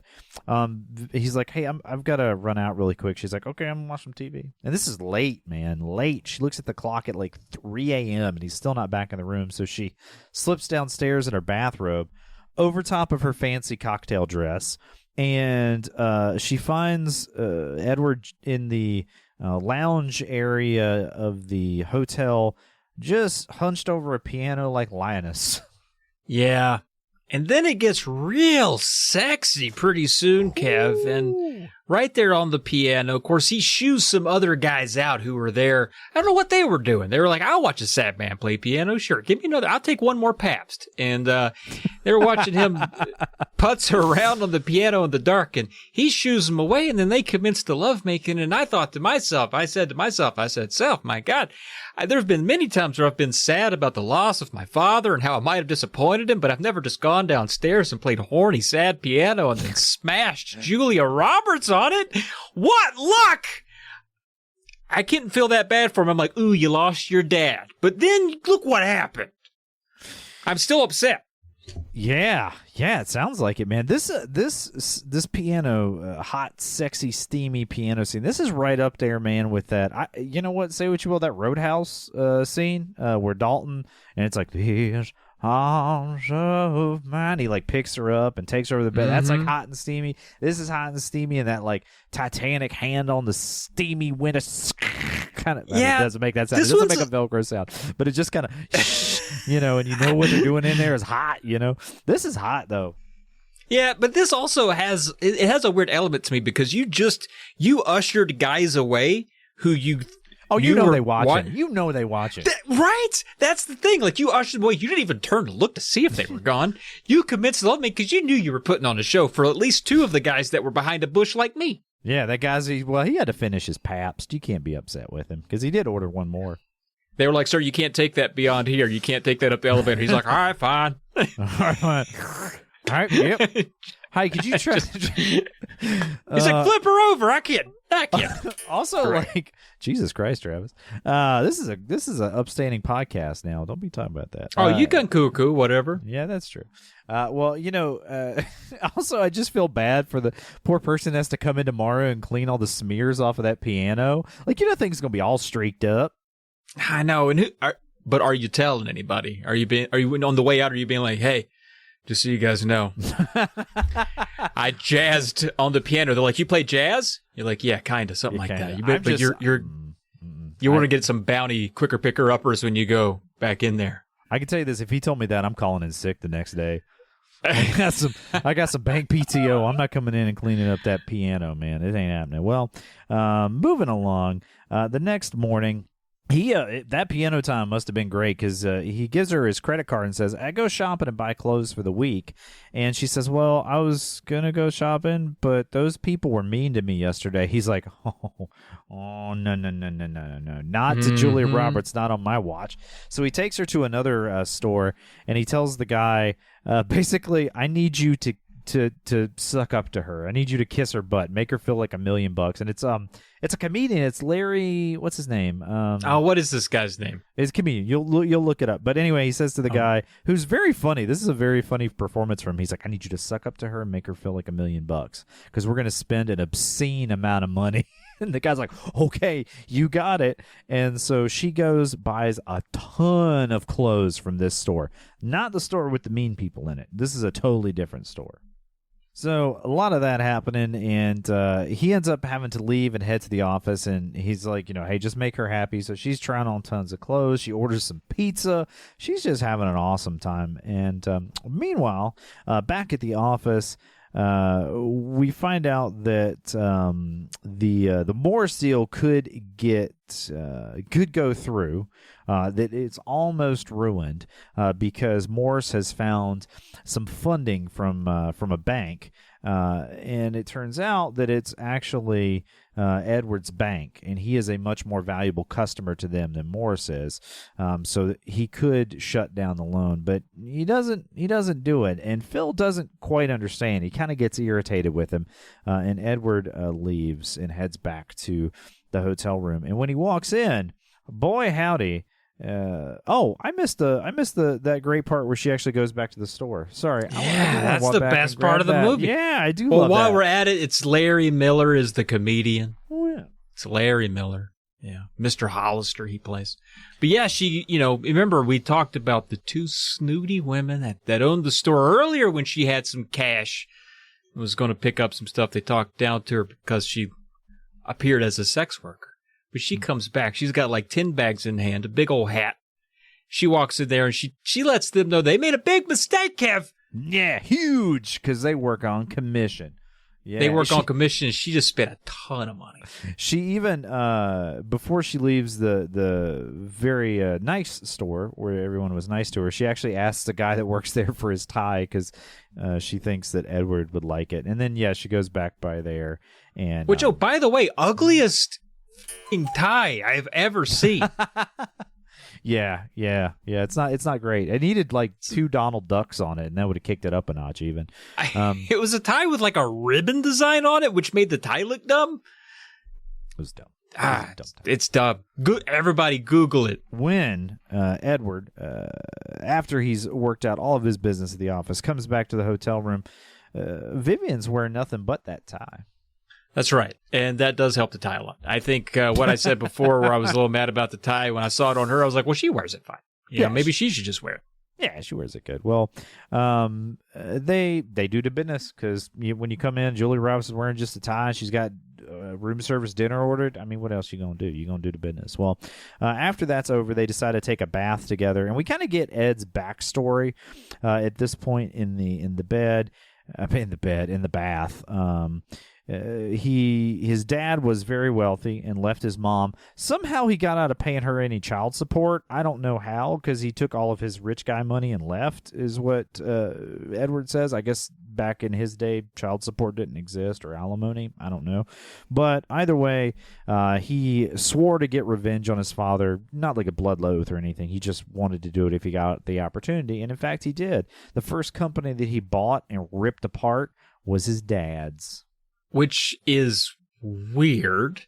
But also, this scene, I couldn't help but think how amazing it would be to be Little Spoon in a warm bath with Julia Roberts while you talk about your dad. I think that is incredible. When I saw that scene, I was like, oh, just take me away, Julia. I would love to be Little Spoon and do some talky daddy about it, because I have issues I need to unleash. Okay, well, Travis, I'm no Julia Roberts, but I will climb in a bathtub with you. And I'll spoon you while you talk about your dad. Now, you're going to have to deal with my beard bristles. My beard bristles. Just rub it against the back of your neck. So just get ready for that. Well, that's fine. We'll get through this father thing together. Well, moving along, the next day is a charity horse polo event. Rich white people sports that even as a white person, I don't know. That's how poor I am. I'm like, I don't know what you do with that. I know a horse is involved and somebody has a hammer. Yeah, like if they had went to a NASCAR race, I would have got that. But they're doing like horse polo, which is honestly, crazy. If you bring a horse into a sport, I already know we have nothing in common. Hey, you know the most difficult part of horse polo is getting the horses to learn how to swim. I love that joke. It's so good because several horses do drown each year in polo. Yeah, it's very sad. Vivian is nervous to go to this event because it's going to be a lot of rich people, and she's like, I'm not going to fit in. I'm going to be kind of weird. He's like, no, you'll be fine. It's fine. You'll be one of the whores. Yeah, exactly. Nice. Well done, Travis. Good call. You can cut it out if you want to. Just when you edit, listen, let it linger, let it see how you feel. Well, now that you've said I could cut it out, I'm going to definitely leave it in 100% because that's the rule, Travis. And besides, you were just horsing around having a good time. Now, moving along. She kind of gets pawned off. Vivian does. Edward has to step away for a second on some rich. These are kind of like the mean girl version of the rich people. And they're like, well, what are you doing with Edward? He's such a catch. And she's like, I don't know. I'm just using him for sex, and walks off. Beautiful. Love that line. It is beautiful. You also get a really good look at that terribly ugly tie. Oh yeah, it's gross. But he is. So bad. But it's got some good memories. You know what I'm saying? Every time he wears that tie, he's gonna remember that room service. It was the best lobster bisque of his life. Well, moving along. Anyway, Vivian is walking across trying to find Edward, and this is where she meets Phil. And you get kind of a skeezy vibe from him. That's old Stucky. Gets kind of a weird vibe from him, and she kind of walks away. She's talking to Edward, and she's like, "Are these people your friends?" And he's like, "I spend time with them," which means no. Yeah. So then she goes over. She talks to the young boys. Not the old Ralph Bellamy, not the cute grandpa. She goes and talks to the young gun, the son, right? And kind of from afar, it looks like they might be flirting a little bit, Kevin. I don't know. She's smiling a lot, and he's a young whippersnapper. He doesn't have gray hair at 29 like Richard Gere. He's apparently fertile and full of life. What? Should he be jealous? I think any woman is going to take a quick second to pay attention to a handsome man with a whore. I think that's just the way it is because he's standing next to this beautiful horse, okay? And they're kind of talking. And this makes Stucky, Phil, who is a lawyer by trade, but he's kind of like Edward's, go-to, his right-hand man, very suspicious about her. So he's really pressing Edward. He's like, you just meet this girl, and it's not out of the line that she could be a spy. And then suddenly they have all this information, and then Edward just goes, she's a hooker. Yeah, and then, because I did a rewatch of this, and even my wife at the same time, because I say it every time I watch it now, I say, why would you say it? We said it at the same time. We owed each other so much Pepsi. We do Coke in my house because we said the exact same thing at the same time. You're like, what are you doing? That's a poor decision. But I do like that he drops it on Stucky for a laugh. He goes, yeah, I did it in your car too. And he's like, oh, not my Lotus. Well, which might have been, when he said that, I was like, well, maybe that was the whole point of the first line, was just to gouge him for something. But you end up putting down this sweet lady. She's more than that, Richard. Edward Lewis. Yeah. Well, Stucky takes the opportunity to go over to Vivian, who is trying to her best, and it's got to be so. Like, I kind of empathize with her because, like, you know, you're this person who's not accustomed to being in this environment, and so you already feel kind of, you know, out of the loop or uncomfortable. And then this guy comes over and he's like, "Yeah, I heard you've been working Hollywood Boulevard," and, you know, kind of makes a joke out of her being a sex worker and acts real pervy and gross. Yeah, which I guess, you know, honestly, at the end of the day, it's more on him being a jerk.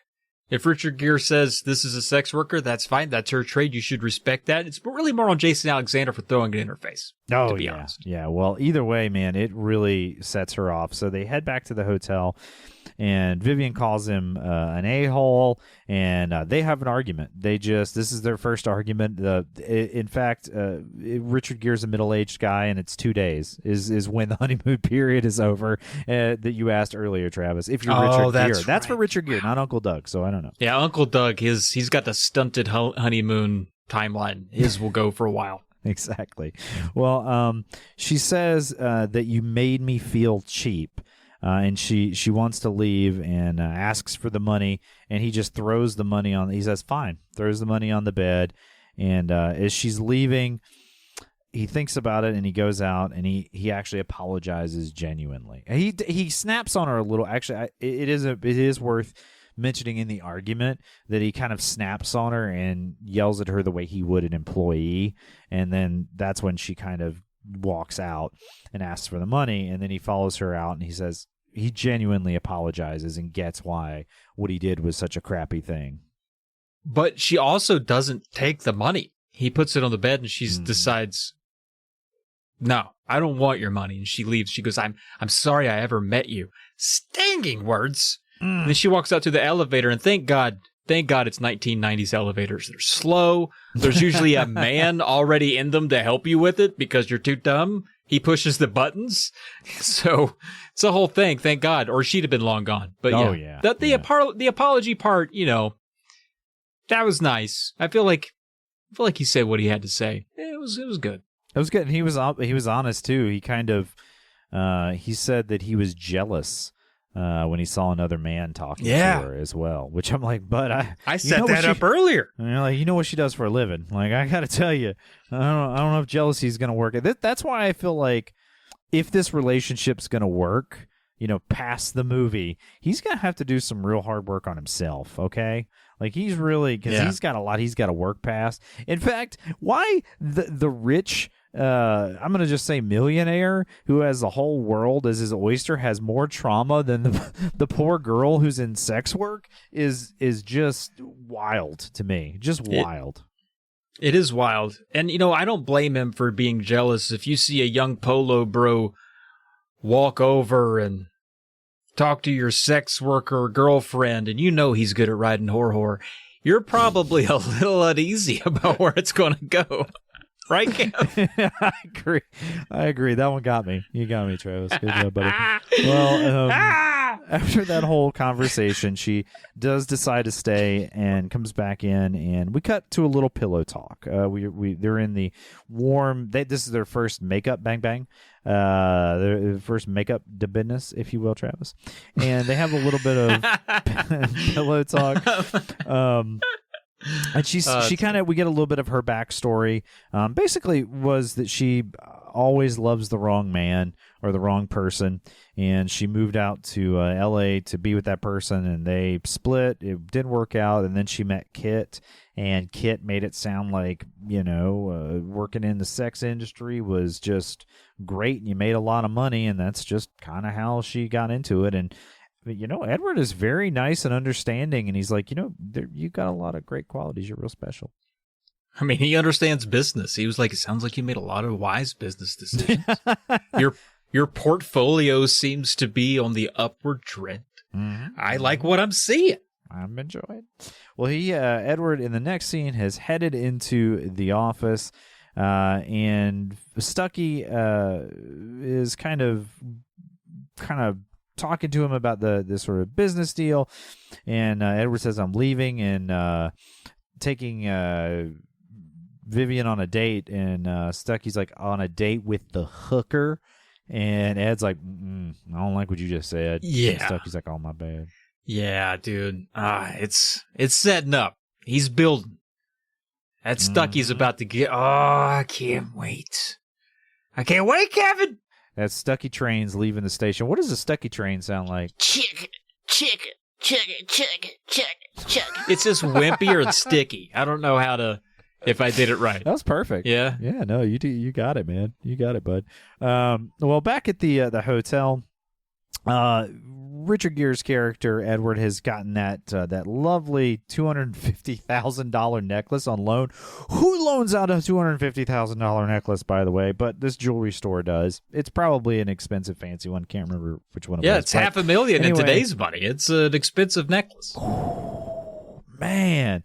Well, this is that kind of classic scene where he kind of like chomps her fingers playfully with the box of the necklace, which apparently was improvised. It was just I heard about Richard that. Gere right off the cuff, and so it does look like a very genuine reaction from both of them, which is very lovely.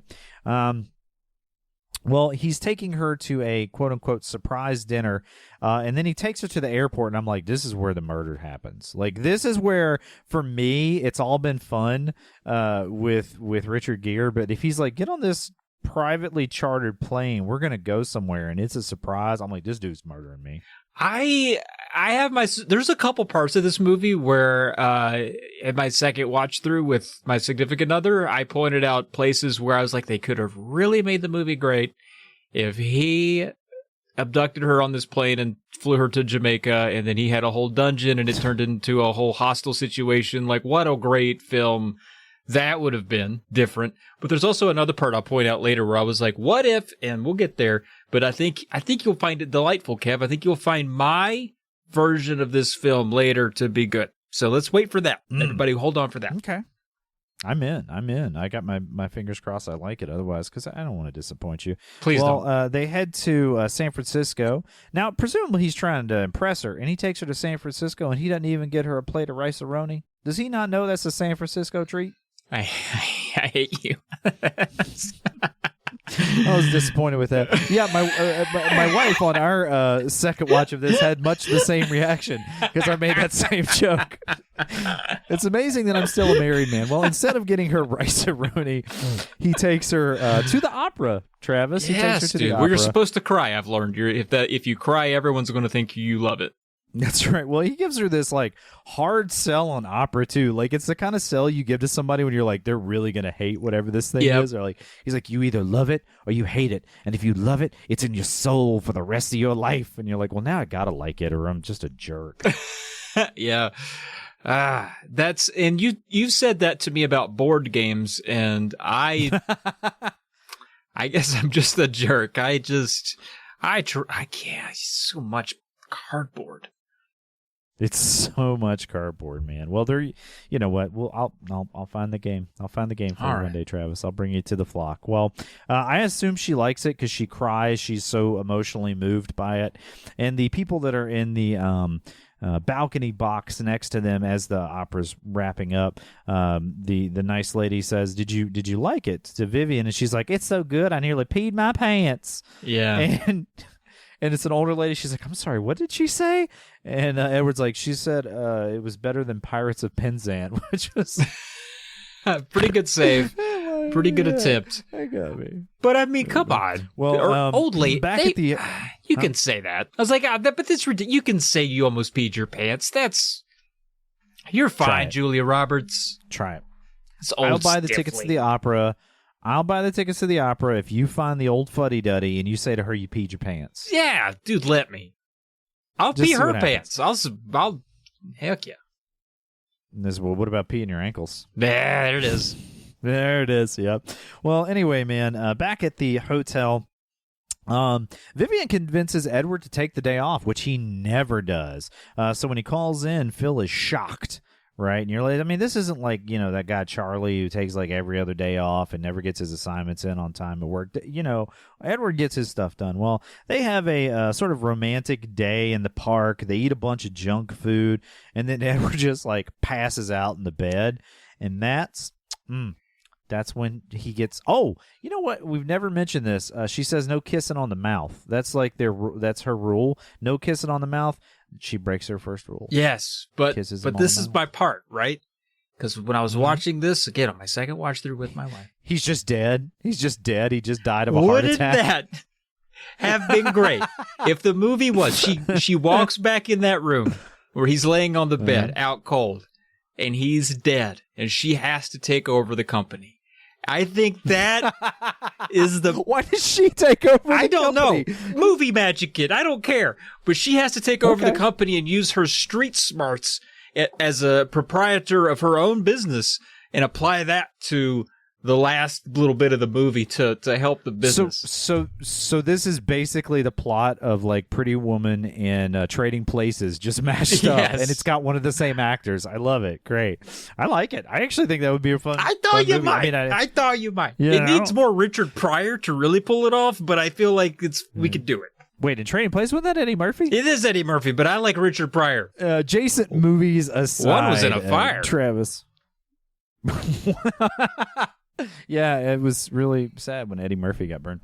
All right. Well, adjacent movies aside, and alternate plots that you and I both would really enjoy in this, she gives him a nice kiss on the mouth, and then this time, all right, we've seen the hot, steamy love, we've seen the makeup stuff, but they're making love, Travis. How do you know the difference? It's the way you touch, the way you feel. It's slow and sweet. Is that when your xenomorph mouth comes out of your regular mouth? Jesus, why are you ruining this by bringing up Tom Cruise kissing? You just want to ruin it. Good Lord. Well, they do. They make sweet love. And then moving on to the next day, he kind of at breakfast she says I love you too after she thinks he's asleep, which is kind of interesting, after their lovemaking is done. And the next morning at breakfast, he says he's made arrangements, and he kind of offers her an offer. That's because that's what you do with an offer. You offer it to someone to make her kind of a kept woman. He's going to get her an apartment and all of this, and she does not like that scenario. Yeah, and to me it seemed like just because he wouldn't be there, right? Like he's going to be doing business elsewhere. They wouldn't be together. It wasn't so much like it wasn't the commitment. It was just the fact that she was committing to a guy who's sometimes around. Is that how I'm supposed to read that? No, I think that or she's a free spirit, and this was too much. Well, no, it's exactly what she says. She says, I want more. I don't want to be a business proposition to you. I want to be your girlfriend. I want to be your girlfriend. I want to be your partner. Like, I don't want to be a kept woman that you pay for that, entitles you to me. I want to be something more. Okay, I see. And I think that's kind of the heart of it. At least that's the way I felt. And there's this monologue that she does about when she was young, and her mom would get mad at her. She would lock her in the attic. Also sounds kind of abusive. And she says she used to dream about a prince riding up to sort of save her. And it's kind of an interesting monologue because it gets called back to later that he would ride up on his white horse and sort of save her. And right towards the tail end of this monologue, the phone rings and Phil has got to go. Phil calls and says that Morris wants to meet because basically Stuckey thinks that Morris's position has become weak and he really wants to sell. So at this point, Edward says, look, I know you want more, but this is all I'm capable of, which I thought was an interesting sentiment because it's like, does he mean emotionally or does he mean like lifestyle? What does he mean by this is what I'm capable of? Or maybe he means both. I don't know. I thought that was kind of an interesting line. I don't know. It went over my head. I thought I would come here and you would tell me, to be honest. I think it's both. I think he has commitment issues because of the horrible relationship with his father, and he purposely sort of distances people in his life. That's why, rather than having real emotional conversations with his girlfriend, he has secretary call them, and then he prefers employees to actual friends. Did you write this movie? Man. Yeah, pretty much.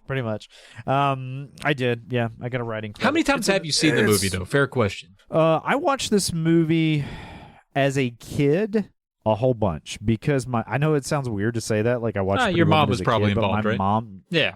loved it. She loved it. It's one of her favorite movies. How do you think we both watched Dirty Dancing 30 times? I mean, half of those were with our moms. Exactly. Well, as an adult, I've watched it 3 times. So, somewhere in that neighborhood. This was my first watch, and I expected something really corny, and it is corny, but they do it so well. Oh yeah, it's great. It's the dialogue's charming. When it's supposed to be funny, it's funny. The characters are enjoyable, and you want to see more of them. So, if you don't like this movie, you're dumb. That's just it. Yeah. You're just a dumb You're idiot. dumb. And the fact that you've made it this far, just to be insulted by us, I don't know what you're doing with your life. You could do so much better because you want more. You do. Okay, you want that night. Well, anyway, Kit shows up at the hotel to finally pick up that money, and she does some weird stuff to freak out the normies again, which is super fun. And Vivian comes down, and they sort of sit by the pool. Through the course of the conversation, Kit, man, does she peg Vivian. She goes, "You're in love with him," and she's like, "No, I'm not in love with him. I just like him." And then Vivian's like, "But it's not going to work out. Name anybody that it's, in our situation that it's worked out for." And Kit goes, "Cinderella." Ha! Like, nice. This is Cinderella. It's like Cinderella, but with a whore. It is. Kind of. A horse, I mean. A horse. I mean, you're missing a chariot and a rule about midnight, and I think some mice, maybe a few fairies. I'm fuzzy, but for the most part, still kind of Cinderella. A real rags to riches. Definitely. They have this kind of dialogue, and Vivian is not convinced that the relationship's going to work out beyond the week. Now, back at the office, it's around the boardroom, big executive boardroom. This is a very 1980s looking room, even though it's 1990. I mean, they just hadn't updated for the 90s yet. Very 1980s. And just in general, all the interiors in this movie, especially that, like, oh God, this is so stupid to be commenting on this, but like in the penthouse, that like purple pinky carpet that you saw everywhere in the 80s. Ugh, it's like Pepto-Bismol, man, on the floor. It's true. But austere, big, important business meeting in the conference room. And at some point in the conversation, Edward says he wants to talk to Morris alone. And Phil's like, yeah. Stucky's like, yeah. They want to talk alone, so all you guys get out. And then he's still sitting there, and Edward's like, no, I mean you too. Like, yeah. Oh, okay, well, that makes me mad. But the gist of what happens when Stucky leaves is Edward has kind of had a change of heart, and he says, I want to help. I want you to be able to keep your company, and I want to help all the people that worked for you. And they figure out a way to make their deal still happen and make some money. But Edward's going to be in the business of making something now, instead of ships, right, presumably, rather than tearing apart companies and, sort of being this kind of scavenger, amoral kind of character. And Morris says something that I got to think just hits Edward right in the feels. He says, I don't know how to say this without being condescending, but I'm proud of you. Does he say I'm proud of you? Does he throw a son on there or not? Because it feels like... I don't think so. I think he just says I'm proud of you. But it's that metaphor. Because he's replacing his dad in some way there, and he took over his dad's company. He probably sees a lot of his old man in Morse. I mean, that's a pretty strong interpretation to make. So yeah, it was a pretty good moment there. I like that. Heck yeah, man. Well, they figure out, they iron out the deals. Somehow they don't have any attorneys in there to write up this paperwork, but Edward goes ahead and signs his name to it. Literally, Morse could have just changed it to whatever he wanted it to say. Because, this is the way it is, though, when you in love. You just ain't thinking about that kind of stuff. So Edward heads out, and he heads back to the hotel. And, man, oh, no, I'm sorry, he doesn't. He doesn't go back to the hotel. He goes outside for a walk to kind of clear his head and to relish the moment of doing something a little bit different. Turns out that's kind of a mistake because, in the meantime, Phil heads over to the hotel trying to find Edward, and he just walks right in when Vivian opens it up. And I'm not going to belabor this too much, but this scene sort of escalates. Stuckey is very angry at the way the situation has worked out. He's lost a bunch of money, he feels, or he's lost immediate money in lieu of perhaps better investment down the line. And he slaps Vivian and tries to rape her. It's a lot. You're like, dang, man, the guy from Seinfeld. You know what? George Costanza was kind of a scumbag too, but he wasn't like this kind of scumbag. And the problem is, like, you just certain actors, Daniel Radcliffe, you're always gonna be like, that's Harry Potter. Jason Alexander, you're always looking at him as George Costanza. It's hard to watch. You just can't help right? it. It's a little hard. It's like watching Mr. Rogers just take a on a lady's face. You're like, what is no? It doesn't feel right, and that's why I think that it is kind of like watching Bozo the Clown stab a kid. Like, it's unsettling because it's Jason Alexander. I think I should say it's unsettling no matter who it is. But the fact that it is also Jason Alexander is like, okay, first of all, he's 4'2". And Richard Gere's not a big man either, but he's big enough to pull Jason Alexander off of Julia Roberts. And what's amazing is he just like pulls him off and he's trying to push him out of the hotel. And then Stuckey mouths off to him about Vivian, and then man, does Edward lay a nice right cross on him, just pop, hits him right in the kisser. I honestly, if I walked in and Jason Alexander was doing that to a woman, I don't know that I'd stop beating him. Yeah, I was surprised he did just the one. And then he does this. He stands up. He's like holding his nose. He's like, "You hurt my nose." That's when I would have punched him somewhere else. I would have. Exactly. Oh man. And he at this point he this is where he really launches into Stuckey and says, he's like, you weren't there for me. You weren't actually my friend. You just liked destroying things. You just liked the kill. You loved it, and I was the one that enabled you to do it. And so then he kicks him out of the hotel room. Well, fast forward a little bit, and Edward has gotten some ice, and he's put it on Vivian's face, and she says, did they just teach you guys how to hit women in a special way? Like, did they take you aside in middle school and just teach you how to really wallop a woman? And he's like, some guys don't hit. That made me really sad because that tells the story of how she's been hit way more than once, and that's not good. Maybe you imply that from the lifestyle that they're trying to portray her as living, but damn, that was a rough line. I didn't like that one. Felt bad for her there. Yeah, it was tough. That was a little window into that world. Well, they kind of basically congenially realize that maybe this thing isn't gonna work out, because there's always gonna be a guy like Stuckey who's gonna have something to say about who she was, and that she wants more. Like, she doesn't want to be a kept woman, that she wants more. She wants a real love, a real relationship. And she says, I want the fairy tale, which is a weird way to say that she wants a real loving relationship. But they're really trying to drive that Cinderella analogy home here. Yeah, that's probably what it is. So he very cordially pays her for her time. They're kind of joking, and she is leaving. And then he asks her, she's been paid, all right? And he says, I want you to stay because you want to. And she says, I can't.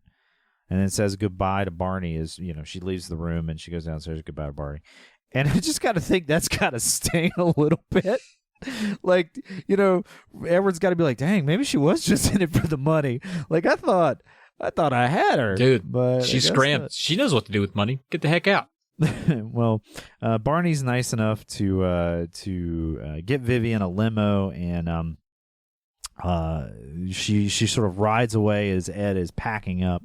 And back at Kit's, Vivian is packing up. She's decided she's heading to San Fran. She said, I didn't get to try none of that rice-a-roni, so I'm just going to see if I can head back and see what they got. Good for her. And good for her. Good for her. That's what I said. She tells Kit that you've got potential, and Kit almost cries because no one's ever said anything nice to her. That kind of got me. And then we cross-cut back to the hotel, and Edward is sort of packed up. He's down there at the front desk, and Barney says, looking at the necklace, that Edward's got to take back that he had on loan. You know, that $250,000, $500,000 in today's money necklace that he's got to take back. And Barney says, it must be hard to let go of something that beautiful. And he's talking about Vivian. He's not actually talking about the necklace, Travis. Yeah, it's like, Barney, why don't you mind your own business? All right, you run the hotel. You're not Cupid. Come on, come on. Well, you know what? He turns out to be Cupid because he's like, hey, why don't I put you in this limo? And, oh, by the way, Davey, I'm just going to say Davey because I don't remember the guy's name. I think it was something like that. Maybe Dave. Was the limo driver that took Vivian home yesterday. Yeah. Wink, wink. Wink, wink. And, meaning, you just, is the hotel, or is the limo driver a snitch? Does he just give away addresses? I don't know if that's a good trait. Yeah, he doesn't know the situation either. Yeah. Like, hey, man, did you drive a woman home yesterday? Where? Where'd you take Was her? she alone when you dropped her off? Question, does her apartment have any bushes outside? Well, he doesn't do any of that. He's in a nice, fancy, late 80s, early 90s, well-cut, tailored suit. And he has a change of heart. And you kind of see that back at Kit's apartment. Kit has left and presumably is already looking for another roommate because there's some dialogue that she's talking to someone about moving in. And up comes this limo just blaring opera music as loud as it will go. It's a white limo. White horse. Prince riding up on his white horse, right? Horror. It's blaring opera music. He's got, horror. And he's got his roses. He climbs the fire escape in all his terror to run up and kiss Vivian. And he says, in your fantasy, when you were a kid, after the prince saved you, what happened then? Or rescued you, what happened then? And she says, I rescue him right back. Oh. And they smooch. Yeah. Man. But she's like, not yet. First I'm going to smooch, and then I'll get you down from these terrifying heights. Don't you worry. It's like 12 feet, too. Yeah. It's not, even I'm super scared of heights, and even I'd be like, all right, come on, this ain't that bad. Yeah. Well, a remarkable amount of confidence on his part to think that he could just storm through a rough neighborhood on top of a limousine with opera blaring and not get one shot. And two, that she would even find that cool. Like, my best romantic ideas have never worked once. I always go for my fourth or fifth, and I'm like, let's weed out the corny, weird ones. And let's get any bushes. I can't use those anymore. I've ruined those. But bravado. So we've both tipped our hands here. We both like this movie. I mean, it's a it's a rom-com. I'm a dude. I'm not supposed to like it, but you know what? Come at me, bro. I like it. I like it a lot. And this is a classic movie. Here's my question. I mean, this one, I was talking to my wife on our second watch through this. I said, what is it? Because I said, you've watched a lot of rom-coms in your day. I've watched maybe a quarter of what you've seen. Most of those we've watched together. What is it about this one that makes it so revered, made it so special for the time? And there's really no good answer. It was like, I guess it just did a lot of what a lot of them try to do. One, first, and two, it just had Julia Roberts in it. I think that helps. I think it's the performances. I think they're very charming. I think there's a couple of I was kind of talking about it with my dear sweet wife as well. It's like there is almost no rhyme or reason. Sometimes when movies get into the zeitgeist, they just do. It just hits every sensibility at the right time. There's maybe nothing else in the theater was hitting quite the same way at that time, and just people snowballed and just really started to enjoy it. The performances were good. It's well written, and it was just the right movie at the right time. But like, why this one and not 100 other movies? I don't know, except say that I get it. But here's my question, Travis. Okay. Do they live happily ever after? That is a question for the ages, dude. I gotta think probably not. I think once the honeymoon stage is over and they start getting more into their lives and what they have in common, they might have a lot less in common than they think. Because I don't know if they had anything in common to begin with. I don't know. I don't know if it's destined for absolute greatness, but it doesn't matter. It made them happy for a while. And that's, why not? You know what, Travis? I think you're wrong. I think it worked out. You think so? I think that they ended up. Yeah, I think that together, because their traumas matched, they worked through things together and they became stronger than they were before and happier. I believe in love. I think maybe he was like, if I got her for $300, imagine what I could get for any amount of dollars. Travis. I think he's like that. I think, he's a businessman at heart. He's greedy. He's probably going to take advantage of the system and leave her high and dry. I don't like that. I think it's his fault that it all ends.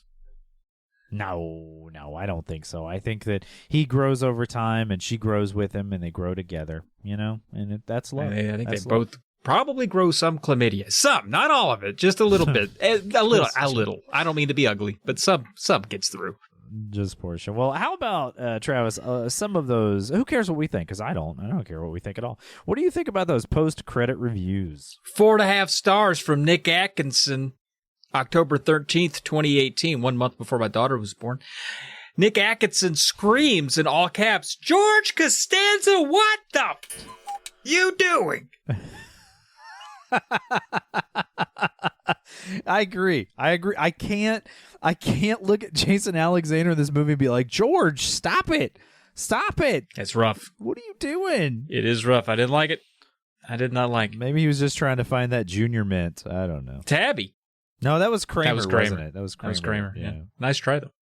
Tabby, March 9th, 2021, 3 stars, thinking it meh at the end of the day, but they say, with absolutely no punctuation, of course that slimy capitalist crook has to pay Julia Roberts to hang out with him. She wouldn't do it for free.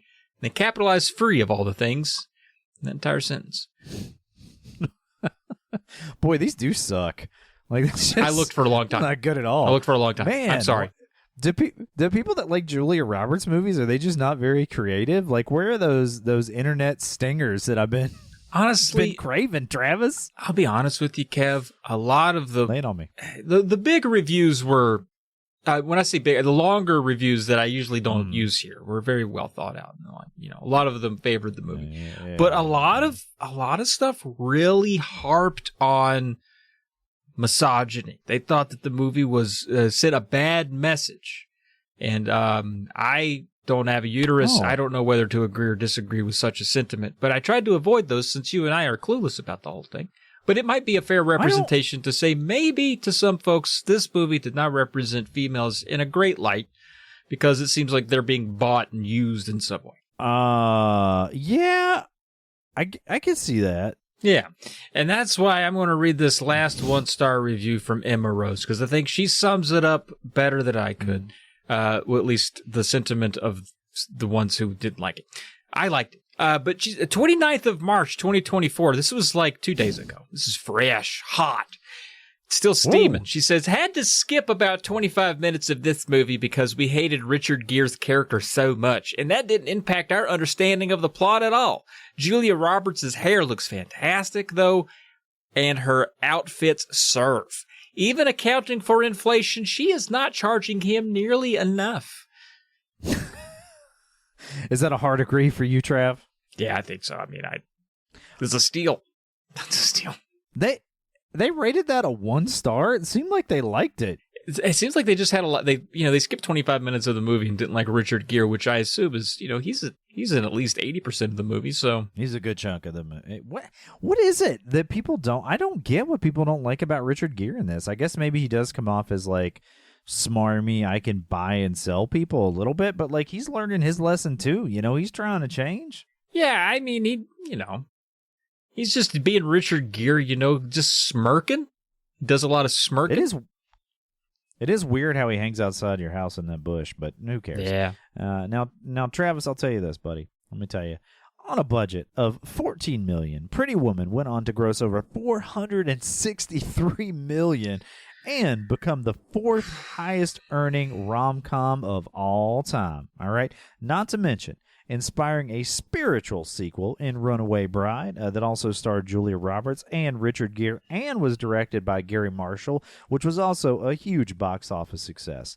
The movie now mashes up the Cinderella archetype with the gritty world of sex work. Now, if you pitch that as an idea for a rom-com, no one would believe it could be such a huge success. But the film works and connects with audiences time and time and time again for over 30 years now. While it most likely doesn't make many critics' top 10 best movies of all time lists, what it does do, in large part due to the charming performances of its stars, entertains and make audiences fall in love all over again. Wow. It was so well said, Kevin.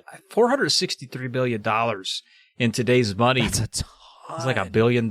Easy. That's insane. How about a hint for that next movie we're going to cover? Oh, man, I think folks are going to be excited for this because it is a whale of a tale. I mean, you got a boy and just a big old Marine buddy, and they just hanging out. You know, it's a splash.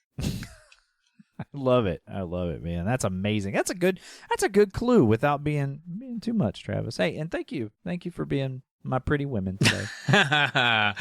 Yes, indeed, sir. It was good. It was good to serve that role for you.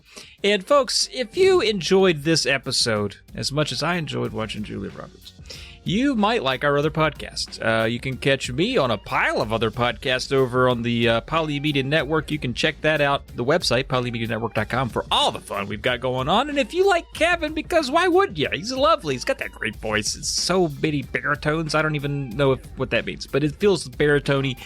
He's got a charming demeanor, a handsome visage, I believe is how you say it. Visage, some people say. And the ability to write outros that I'm supposed to read, so you can tell that maybe some of that was written by him. I'm not sure. But you can find him on the board gaming podcast, Blue Peg, Pink Peg. A peg for everybody there. And hey, if you like this show and you want to keep us snapping necklace boxes, support us on Patreon as the Polymedia Network. You can go over to patreon.com/polykill. Find a tier that works for you. And as always, we'd like to thank Harvest Black for our pretty amazing theme song. And just like our Uncle Doug always says, baby, I'm gonna treat you so nice you're never gonna want to let me go.